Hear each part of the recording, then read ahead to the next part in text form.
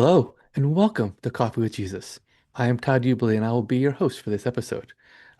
We are very thrilled to be joined by Ms. Lisa Fogelson again. Lisa, as you remember, she is a Jewish educator.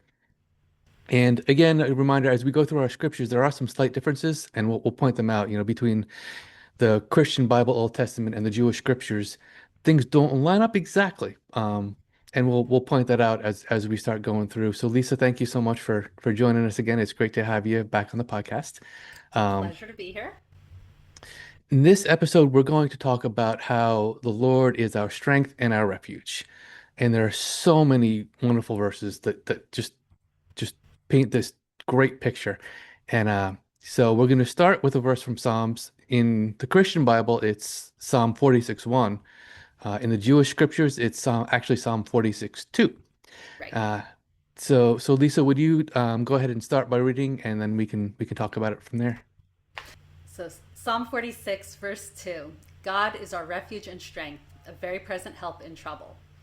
It could not be stated more simply. It's telling us who God is. It's not some magic protection or some effortless rescue. It's about God being there for us when we need Him. It's about that divine accompaniment, encouragement, and endurance. Last time we spoke about God not abandoning us and finding His presence there. This is really more than just God's presence, it's God's fortification, it's God's comfort, it's God's security, it's a refuge around us, it's a strengthening from within. Um, it's one thing to feel God's presence, it's a totally different thing to be in God's presence. And when Yeah. God becomes your refuge and your shelter, you're encircled by Him. You're not seeking Him, you're embraced by Him. And it's a very different feeling of strength because it's building you up. It's not just telling you to be strong, it's letting you know that you are strong because you are relying on true strength, which is God. Yes. Oh, absolutely. Absolutely. And I know there have been so many times in my life where I literally was not strong enough. There have been times where my only prayer that I could pray was God help.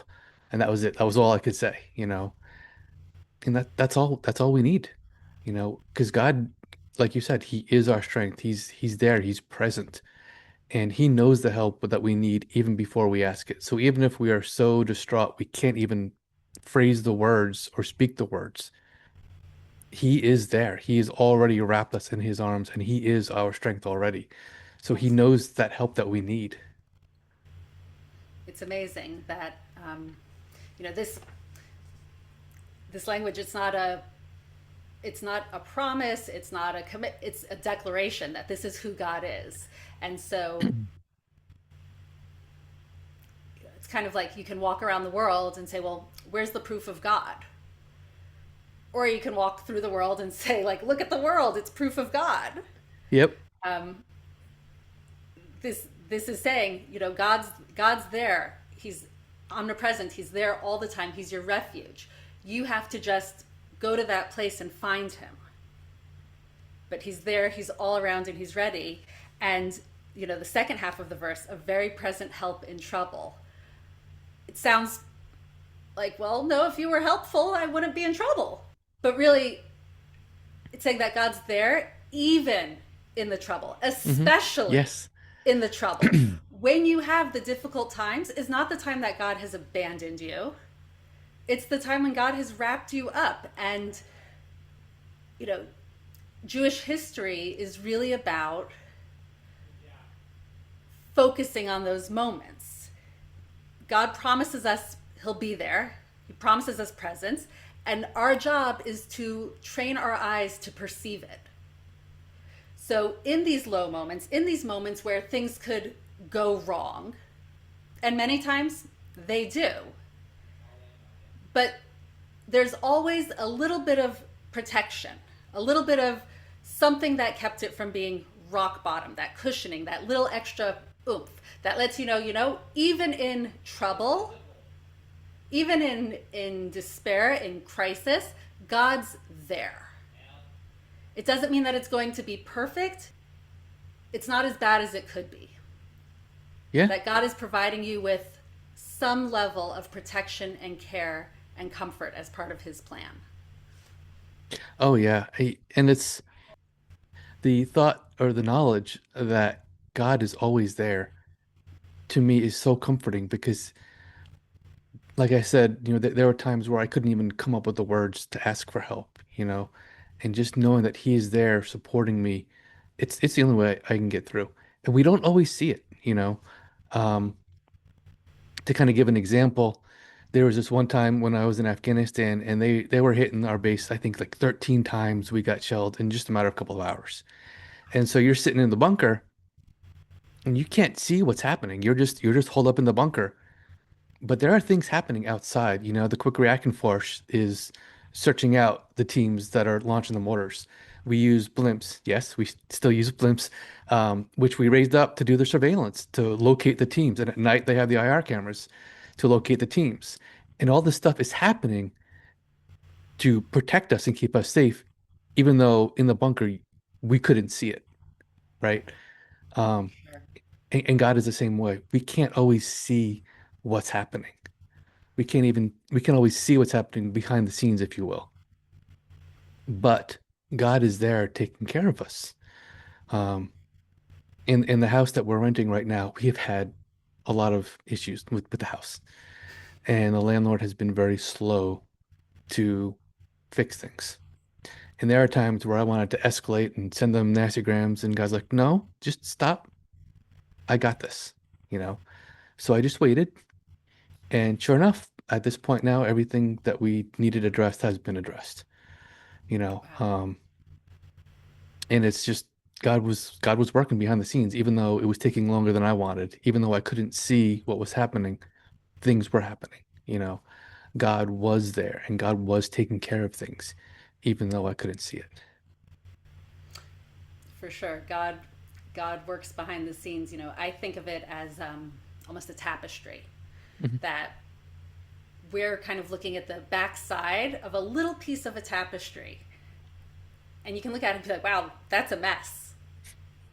Because all you're seeing are these knots and loose threads and things all over the place. But you go around to the front and you see the magnificent picture. And it's so very different. Hmm. And you realize that it's a magnificent piece of artistry. And I think God does that for us all the time, that things are happening to us in the moment. We certainly don't have an explanation for it. It doesn't feel enjoyable, but God has some kind of a plan, and God is providing us that space, that comfort, that little glimmer of I've got this, just enough for us to hold on to. You said when you lack the words Hmm. to even pray. In Judaism, we turn to the Psalms when we lack the words, and they're such an emotional experience. If you'll indulge me, Yeah. the next verse of that same psalm is so beautiful, and it completes the thought with such beauty. Um, God is our refuge and might, ever present in helps of times of trouble. So we need not fear when the world shifts, when mountains crumble into the heart of the sea. Though its waters rage and foam, though the mountains shudder at surge, there's a river whose streams bring joy to the city of God, to the holy dwelling place of the Most High. God is in its midst.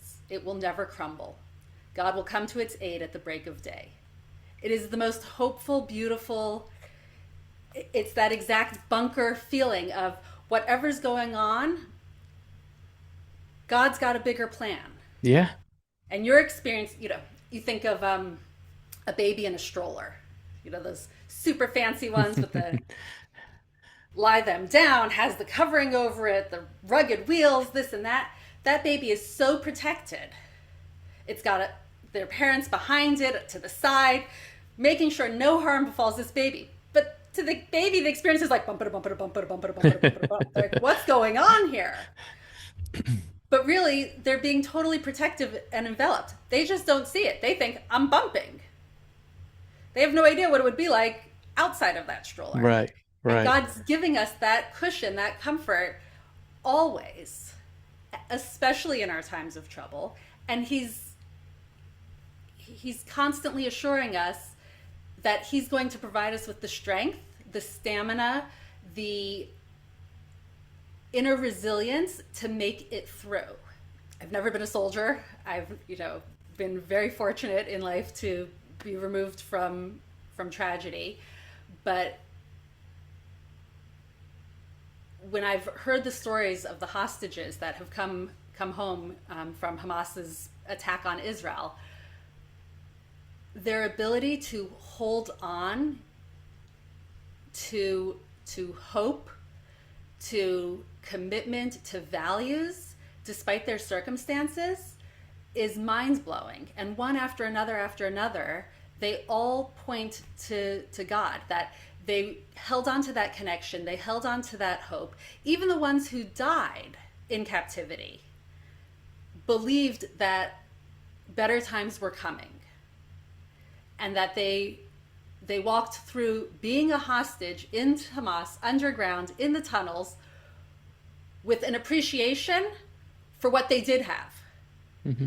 and for seeing the little bit of beauty that did exist within their hellish world and finding it. It's like, well, if they could do that, what do I have to complain about? It's it's inspiring. Yeah. Yeah, absolutely. Absolutely. And I mean, that's kind of, I think, the overall mission of Coffee with Jesus too is, um, I've never been a hostage. God. I can only imagine, what they were going through. But they share their stories as an inspiration to others. And that's a lot of what we do here, right? We want to bring comfort to other people. We want to let them know there is hope, you know. Um, and so, we share our stories so that we can hopefully let people know, so that we can encourage them and show them that there is hope. You know, in the New Testament for the Christian Bible, we're told that we comfort others with the comfort we ourselves have received from God, you know, and that verse in a nutshell describes Coffee with Jesus. Is we try to take the comfort that we receive from God and share that with others, to show them there is hope, to encourage them and lift them up. Um, and we do that, partly by sharing these scriptures, and it's great. I love having your perspective because when I read, I love to get to the original, the original languages, the Hebrew of the Old Testament or the Greek of the New Testament, because it's so rich and it provides so much more depth. For And sure. I love having your perspective. We're gonna get to Isaiah here in just a minute, and in the Christian Bible, it's translated as renew, but you were saying it's actually exchange, Mm-hmm. and that gives us such a deep picture of what's going on, and I love it. I love it. Because it just it God is just so immense, and in some ways he's so indescribable, but we try our best with the words we have. And you know, the English language, we joke that the English basically mugs other languages in the back alleys, digging through their pockets for loose grammar. Um, and it doesn't always portray the full picture, I think sometimes. Something does get lost in translation. And so I love digging into that the Hebrew where we can, because it is so deeper and so much more rich. It really is. It really is. One thing, the part of the purpose of the nation of Israel, of the Jewish people, is to stand as witness and testimony of God's greatness, um, because we're the long term data of what God's character is like. That despite everything that has happened, we've been trained to the perception to see God in the picture. Let's see, the book of Esther, which talks about the story of Purim, is very late in the canon, but it's unusual because God's not a character in the story. They pray to God, but it all happens through man. Hmm. And yet we hold that holiday as a miracle because having all the pieces lined up just as it needed to be in and of itself was a miracle. Yeah. Um, and the Jewish people are supposed to stand witness and testimony to all the things that God has done from the beginning up until present day. And so we're trained to notice the good, notice the miracle, to see the protection from God, despite the things that go on around us. It's an amazing story to read through history. Yep. Should we go to Isaiah? Yeah, yeah, and let us know. I don't remember if Isaiah was the same or not, but just let us know what verse it is in your scripture, and then I'll share it in ours. I have it as Isaiah 40:31. Okay, perfect. That's one that matches ours too. So it's Isaiah 40:31. Beautiful.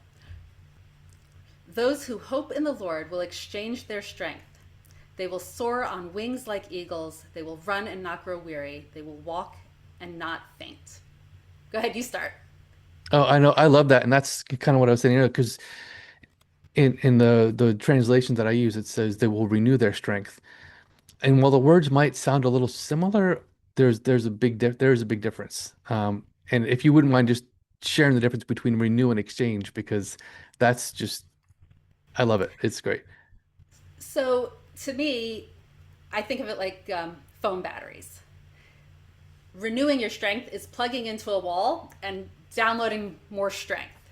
Exchanging your strength, that's when you pop those extra Disney batteries into the machine and a whole new one comes out. Yeah. It's saying, I didn't create this, I didn't make this, I didn't even download it. God's giving me from his pool of resources, from his strength. God's giving me his strength as though it's mine.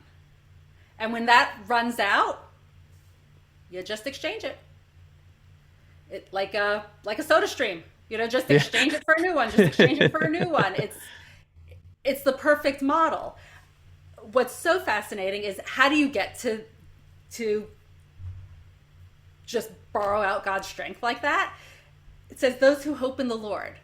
That word hope is a gathering, it's an entwining. If you think about a kid hoping for a bike for their birthday, Mhm. that kid isn't hopeful, well, maybe. That kid is hoping. They want it with everything in them. They've got no control over it, but oh, do they want it? That bike, that in their mind, that bike is theirs. They can see their future with it completely. When we hope in God like that we entwine our future, our existence, our destiny into Him, we get that strength. We get that exchange of strength. Just go for it, go for it. And we know that it's God's strength, not ours, because what does it allow us to do? Superhuman things. Isaiah's writing this. They'll soar on wings like eagles. The Wright brothers weren't around for a long time. That blimp that you speak of would have been fantastic. You know, it was such a crazy idea that this could even happen. And now we have 747s. They'll run and not grow weary. Like, that's superhuman. And they'll walk and not faint. It's such a strong language of saying, you want to tap into God, entwine yourself with Him. Entwine yourself, and you're just going to get over and over like a vending machine. God's going to renew your strength. Not renew, exchange your strength over and over. I love what Isaiah is saying. I love it. I think he's so spot on, and that his view of strength, whereas the Psalms is talking about inner fortitude, and Deuteronomy last time was talking about, pulling it together yourself and courage. Here it's just power. It's a strength of power to continue to go forward, to keep going on when you are depleted. When it's not enough that you have a refuge, it's not enough that you have courage. When you're just done, Hmm. you just connect yourself into God, intertwine yourself, and the power comes. We've all had that moment where we are done, and you get that second wind, that some inspiration, something happens of, like, this is doable. Yes. You're like this close to rock bottom, and what is it? You open an eye of a needle, and the door opens. That there's just enough that it opens up, and you see what's going on. I think Isaiah is spot on in his understanding of what God wants to do for us. Yeah, and I love how God's strength is unlimited, so that when we do run out, we've got more. And I love that exchanging. And when you said that, something actually clicked on my head because a couple months after Katrina, I ran out. I remember it was late at night and I was driving around. and I just told God, I'm done. I'm tapped out. I just can't do it anymore. I'm done, you know. Um, but God wasn't done. My strength had run out. My battery, sometimes my phone gets so low that I've got to plug it in and it's got to charge up enough just so it can turn on again. You know, Right. I was that depleted. I was done. And God came along with his fresh new strength battery and exchanged it. It wasn't that he refilled me, it's that he totally just swapped it out. Right. Like And a new person. yeah, and it was just it, I indescribable. I mean, just so amazing. So I love that picture about he exchanges our strength because when we're at rock bottom and we're just totally tapped out, you know, he just gives us his strength. He takes our weakness and he gives us his strength, and his strength is unlimited. And it's, like I said, indescribable.